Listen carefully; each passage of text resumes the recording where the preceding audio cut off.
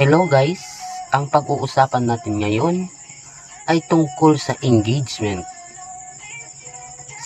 Sabi nga ng iba, engagement is the key.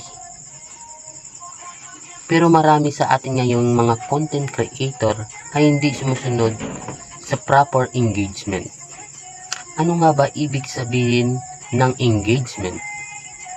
Engagement is the number of reaction, comments, share, and clicks on your post.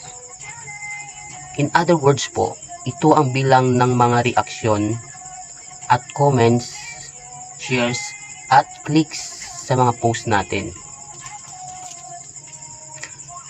Ang pag-uusapan natin ngayon ay ang tamang paraan ng pag-engage sa bawat videos na pinapanood natin.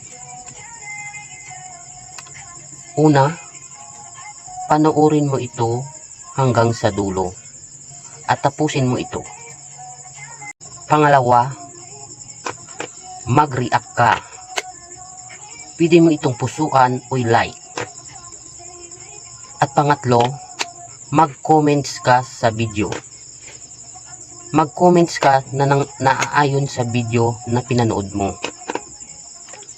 At huwag kang basta-bastang mag-comments na kung ano-ano na hindi naman related sa video ng pinanood mo.